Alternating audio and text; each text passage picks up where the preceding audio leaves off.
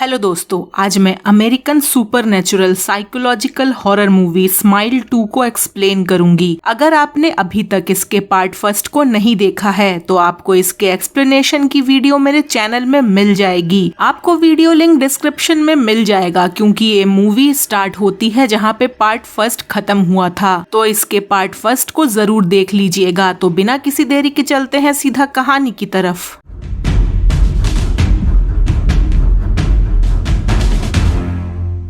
Movie start होती है जहां पहली मूवी खत्म हुई थी। फर्स्ट फ्रेम में हमें फिर से जोल से इंट्रोड्यूस कराया जाता है, जो न्यू जर्सी का एक डिटेक्टिव था और रोज का एक्स बॉयफ्रेंड भी। उसने स्माइल एंटिटी से लड़ने की कोशिश की थी, लेकिन वो रोज को बचा नहीं पाया था और रोज ने उसके सामने खुद को जला लिया था। आगे एक टाइटल कार्ड दिखता है। यहाँ जोल के इन्फेक्टेड होने के 6 दिन बाद की बात हो रही थी। जोल अपने पुलिस कनेक्शंस का यूज करके 2 क्रिमिनल भाइयों तक पहुंचता है जो रिसेंटली एक इनोसेंट फैमिली के मर्डर के जिम्मेदार थे, लेकिन उन्हें सजा नहीं मिली थी। जोल उनमें से एक भाई को दूसरे के सामने मारने की कोशिश करता है, लेकिन सिचुएशन शूट आउट में बदल जाती है। इस शूट आउट में दोनों भाई मारे जाते हैं और पास में मौजूद एक और आदमी लुइस, जो एक पार्टी ड्रग डीलर था और वहाँ सप्लाई लेने आया था, वो बिना चाहे ही सबका गवाह बन जाता है। जोल की गलती को सिर्फ बैड लक कहा जा सकता है, लेकिन जो सिचुएशन क्रिएट हुए थे उससे लगता है कि स्माइल एंटिटी इतनी आसानी से ना तो बेवकूफ बनती है और ना ही शांत होती है। ऐसा फील होता है कि वो क्रिमिनल्स और मर्डरर्स के बजाय अच्छे लोगों के रूह पर ज्यादा पलना पसंद करती है। आगे जोल हैरान रह जाता है जब उसे पता चलता है कि जो मीटिंग सिर्फ उसके और 2 भाइयों के बीच होनी थी, वहाँ लुइस भी था और साथ ही काफी और गैंगस्टर भी आ जाते हैं। इस पूरे केओस के बीच जोल भागने की कोशिश करता है, लेकिन एक पासिंग गाड़ी उसे टक्कर मार देती है और वो वहीं मारा जाता है। लेकिन यहाँ ये क्लियर नहीं हो पाता कि स्माइल एंटिटी लुइस तक किसके डेथ को देखने से पहुंची थी। क्या ये दोनों गैंगस्टर भाइयों के मर्डर को देखकर ट्रांसफर हुई थी या फिर जोल के मौत को देखने से? और क्योंकि वहाँ और भी गैंगस्टर मौजूद थे जो जोल की डेथ को देखे थे, तो ये भी पॉसिबल है कि इन्फेक्शन सिर्फ लुइस तक ही नहीं बल्कि और लोगों तक भी स्प्रेड हुई हो। कहानी आगे बढ़ती है और हम देखते हैं स्काई राइली को, जो एक यंग पॉप स्टार है। उसकी फेम पहले से ही काफी बड़ी थी, लेकिन जब उसकी ड्रग्स लेने की आदत पब्लिक हो गई थी तब उसकी इमेज को काफी नुकसान पहुंचा था। इसके बाद एक बड़ा इंसिडेंट होता है जहां स्काई और उसका बॉयफ्रेंड पॉल एक डेंजरस कार एक्सीडेंट के शिकार हो जाते हैं। इस एक्सीडेंट में स्काई इंजर्ड हो जाती है और पॉल की डेथ हो जाती है। 1 साल की रिकवरी के बाद स्काई अपना कमबैक प्लान करती है। वो अपना नया एल्बम लॉन्च करने और एक बड़ा वर्ल्ड टूर स्टार्ट करने वाली थी, जिसका पहला शो न्यूयॉर्क के एक स्टेडियम में होने वाला था। उसकी माँ और मैनेजर एलिजाबेथ हमेशा स्माइल करते हुए उसे पुश करती रहती है ताकि वो अपनी करियर को दोबारा शुरू करे। वो एक मीडिया कैंपेन भी स्टार्ट करती है जिसका बिगनिंग होता है एक टेल ऑल इंटरव्यू से। फैमिली, फ्रेंड्स और फैंस के प्रेशर के साथ साथ एक्सीडेंट के बाद वाली उसकी सीवियर बैक पेन और अपने अंदर की गिल्ट से परेशान स्काई एक रिस्की डिसीजन लेती है। एक फ्लैशबैक में रिवील होता है कि उस रात जब एक्सीडेंट हुआ था, स्काई ड्रग के इन्फ्लुएंस में थी और उसने जानबूझकर गाड़ी रोड से हटा दी थी, जिससे पॉल की डेथ हो गई थी। अपने आप को थोड़ा काम करने के लिए स्काई अपने हाई स्कूल के एक पुराने दोस्त से कांटेक्ट करती है जो ड्रग डील करता था, और वो दोस्त था लुइस। लेकिन लुइस ऑलरेडी स्माइल एंटिटी के कंट्रोल में था और स्काई के सामने ही वो बेंच प्रेस वेट से अपने आप को मार लेता है। उस मोमेंट के बाद स्काई की लाइफ एक नाइटमेयर बन जाती है। डीमन उसे परेशान करना शुरू कर देता है। उसे लुइस और पॉल के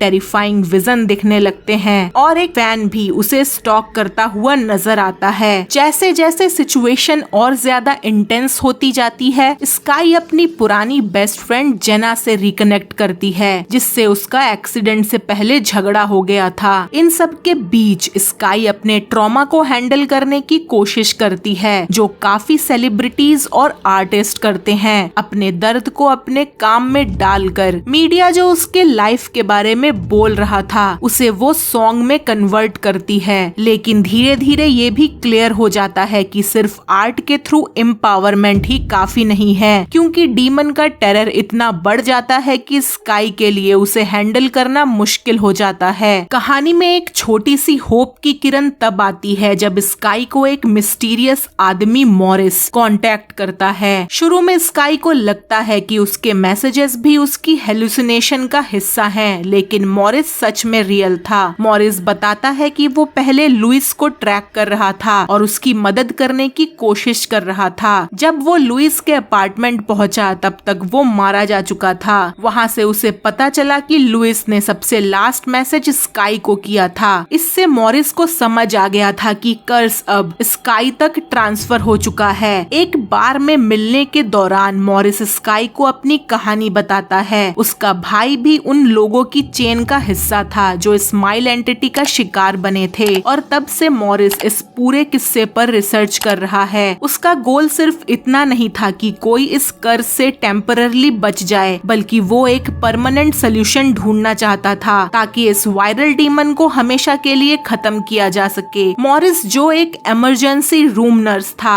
अपनी इन्वेस्टिगेशन के बेसिस पर ये कंक्लूड करता है कि स्माइल एंटिटी को रोकने का बेस्ट तरीका है लास्ट इन्फेक्टेड होस्ट को मार देना, उससे पहले कि वो कर्ज किसी और तक पास हो। उसका प्लान काफी रिस्की था। वो कहता है कि इन्फेक्टेड इंसान का हार्ट टेम्पररली स्टॉप करना होगा और ब्रेन एक्टिविटी को लगभग 9 मिनट के लिए बंद करना होगा। फिर जैसे ही ये एंटिटी उस बॉडी को छोड़ देगी, तब उस इंसान को रिवाइव करना होगा। आइडिया ये था कि इस 9 मिनट की डेथ से डीमन हमेशा के लिए खत्म हो सकता था, लेकिन स्काई अपनी पहली मीटिंग के बाद मॉरिस के साथ इस प्लान को प्रॉपरली डिस्कस नहीं कर पाती, क्योंकि कुछ ओवर एक्साइटेड फैंस उसे पहचान लेते हैं और उसे वहाँ से निकलना पड़ता है। इस वजह से काफी डाउट्स रह जाते हैं। सबसे ऑब्वियस सवाल तो ये है, क्या इतनी छोटी डेथ सच में डीमन को खत्म कर देगी, या रिवाइव होते ही वो वापस आ जाएगा? लेकिन इसके अलावा 2 बड़े क्वेश्चंस और भी हैं। अगर एक नहीं बल्कि मल्टीपल इन्फेक्टेड लोग हैं तो क्या होगा? और सबसे इम्पोर्टेंट, क्या मॉरिस सच बोल रहा है? क्या उस पर ट्रस्ट किया जा सकता है? जैसे जैसे स्टोरी आगे बढ़ती है, इन दोनों सवालों का जवाब थोड़ा डिस्टर्बिंग तरीके से मिलता है। स्माइल एंटिटी का जो तरीका है काम करने का, वही पूरी स्माइल सीरीज का भी कोर पैटर्न है। एक क्लासिक स्विच, मतलब जब लगता है सब ठीक हो गया, तभी सब उल्टा हो जाता है। अक्सर हॉरर मूवीज या फेरी टेल्स में हम देखते हैं कि अगर कोई कैरेक्टर अपनी गलतियों का सामना कर ले, अपनी वीकनेस को एक्सेप्ट कर ले और स्ट्रॉन्ग विल पावर दिखाए, तो वो इविल को हरा देता है। लेकिन स्माइल की दुनिया में ऐसा बिल्कुल नहीं होता।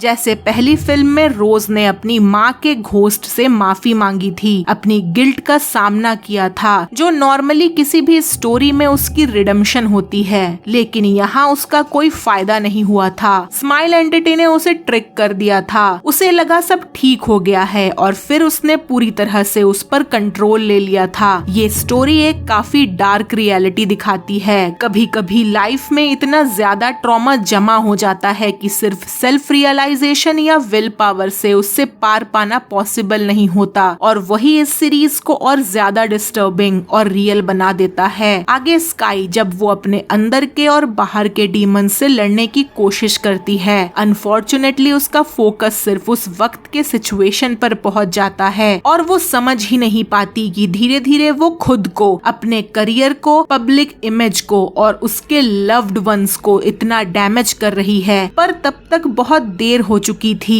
हेलुसिनेशन इतनी इंटेंस हो जाती है कि स्काई को पब्लिकली कई बार एम्बैरेस होना पड़ता है और फाइनली उसे एक प्राइवेट वेलनेस क्लिनिक में एडमिट कर दिया जाता है। वहाँ उसकी माँ एलिजाबेथ इंसिस्ट करती है कि टूर शेड्यूल के हिसाब से ही चले, चाहे स्काई की कंडीशन कितनी भी खराब क्यों ना हो। फिर एक हॉरिफाइंग मोमेंट आता है। स्काई देखती है कि एलिजाबेथ एक ब्रोकन मिरर के टुकड़े से खुद को मार लेती है, लेकिन बाद में पता चलता है कि शायद वो हेलुसिनेशन था और असल में स्काई खुद अपनी माँ को उस ब्रोकन मिरर के टुकड़े से स्टैब कर चुकी थी। क्लिनिक से भागने के लिए स्काई गन पॉइंट पर स्टाफ और लोगों को कंट्रोल करती है। बाहर आने के बाद उसे जेना रेस्क्यू करती है, लेकिन यहाँ एक और शॉकिंग ट्विस्ट आता है, बिल्कुल पहली मूवी की तरह जहाँ रोज को अपने थेरेपिस्ट के साथ भी इल्यूजन हुआ था। स्काई रियलाइज करती है कि वो और जेना कभी दोबारा मिले ही नहीं थे। उसका पूरा रिकॉन्सिलेशन एक्चुअली एक इल्यूजन था जो स्माइल एंटिटी ने क्रिएट किया था। फिर भी स्काई किसी तरह खुद ही एक रिमोट और अबैंडन्ड पिज्जा हट लोकेशन तक पहुंच जाती है, जहां मॉरिस ने एक सेटअप तैयार किया था उसे टेम्पररली मार कर रिवाइव करने के लिए। वहां पहुंचने के बाद मॉरिस अपने प्लान पर काफी एडमेंट रहता है, लेकिन उसकी बातों से स्काई को पूरा ट्रस्ट या कॉन्फिडेंस फील नहीं हो रहा था। लेकिन सिचुएशन और भी अजीब हो जाती है जब मॉरिस अचानक से फ्रीजर रूम से बाहर चला जाता है कुछ लेने के लिए और स्काई अकेले रह जाती है। तभी स्माइल एंटिटी उसके सामने अपीयर होती है एक हॉरिफाइंग फॉर्म में, पोस्ट क्रैश स्काई के रूप में, पूरी तरह से इंजर्ड और खून से भरी हुई। दोनों के बीच एक इंटेंस कन्फ्रंटेशन होता है। स्काई को लगता है कि वो मॉरिस के दिए हुए ड्रग को इंजेक्ट करके उस एंटिटी को हमेशा के लिए खत्म कर देगी, लेकिन फिर वो एंटिटी रिवील करती है कि ऐसा असल में कुछ हुआ ही नहीं। वो उसे कहती है सारा कंट्रोल मेरे पास है। ये लाइन एक डायरेक्ट जवाब होता है उस अर्लियर मोमेंट का जब स्काई कॉन्फिडेंटली कह रही थी कि अपनी लाइफ पर कंट्रोल उसका है। इस पॉइंट पर क्लियर हो जाता है कि स्काई जो कुछ भी देख रही थी उस पर उसका कंट्रोल नहीं था, सब कुछ स्माइल एंटिटी के हाथ में था। स्काई मॉरिस को आवाज देती है लेकिन वो कभी वापस नहीं आता। इससे एक बड़ा डाउट पैदा होता है, क्या मॉरिस भी स्माइल एंटिटी का ही एक इल्यूजन था और सिर्फ उस मोमेंट में नहीं, शायद स्काई उसे कभी रियल में मिली ही नहीं थी। कुछ ही देर बाद स्काई अचानक खुद को उस स्टेज सेटअप के अंदर पाती है जहां वो अपने कॉन्सर्ट के ओपनिंग एक्ट की रिहर्सल कर रही थी। वहां स्काई डीमन उसे कहता है ब्रेक अ लेग, जो उसके एक्सीडेंट वाले इंजरी का डार्क रेफरेंस था। फिर स्काई एक फेक ककून से बाहर निकलती है और सीधे स्टेज पर आ जाती है। उसने वही कॉस्ट्यूम पहना था जिसे पहले पहनने से उसने मना कर दिया था। उसके सामने हजारों फैंस चिल्लाते हुए दिखते हैं और सबसे शॉकिंग बात, उसकी माँ भी वहाँ थी, बिल्कुल जिंदा और नॉर्मल। ये एक और स्विच मूवमेंट था, बिल्कुल पहली मूवी के फिनाले की तरह, लेकिन यहाँ ट्विस्ट और भी ज्यादा कंफ्यूजिंग है। अब क्वेश्चंस खड़े होते हैं कि क्या स्काई कभी वेलनेस क्लिनिक में एडमिट हुई भी थी कि नहीं, उसने कभी रिहर्सल की भी थी कि नहीं, क्या उसके पब्लिक ब्रेकडाउन्स रियल थे या एंटिटी ने उसे एग्जैजरेट किया था।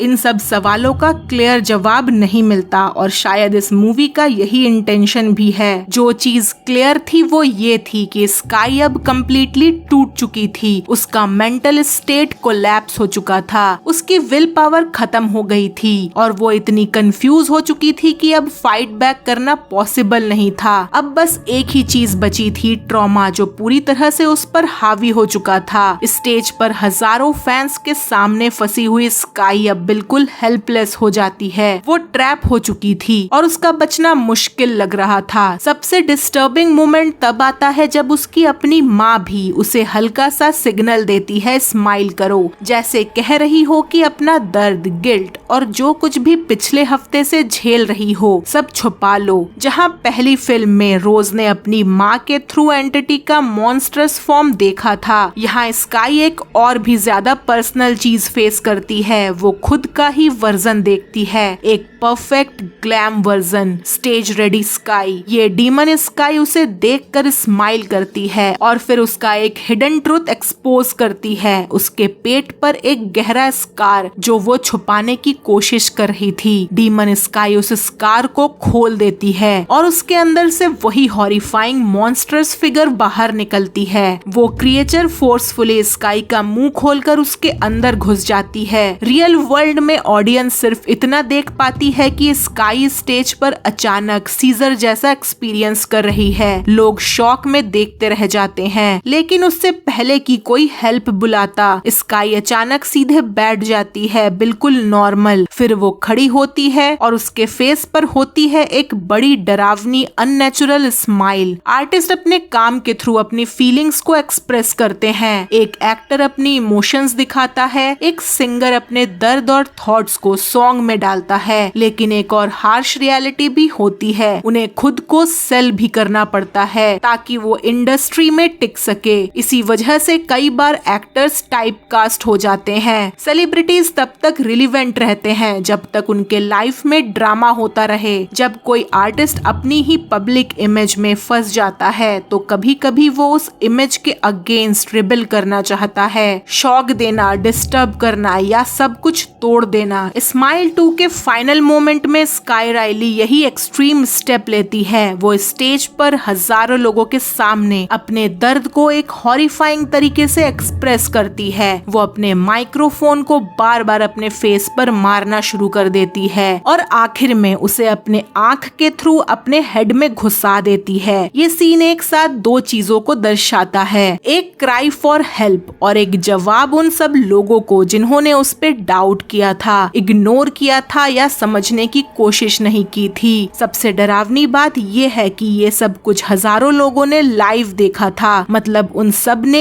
एक ही ट्रॉमा शेयर किया था और इस लॉजिक से हो सकता है कि अब वो सब स्माइल एंटिटी से इन्फेक्टेड हो गए हो। अब बात आती है कि आगे क्या होगा। अगर मॉरिस सच में एग्जिस्ट करता है तो अब उसके पास काफी बड़ा काम है। अगर आपको ये वीडियो अच्छी लगी है तो मेरे वीडियो को लाइक करे, शेयर करे, चैनल को सब्सक्राइब करे और कमेंट करना ना भूले। मिलते हैं अगले वीडियो में, तब तक के लिए बाय बाय।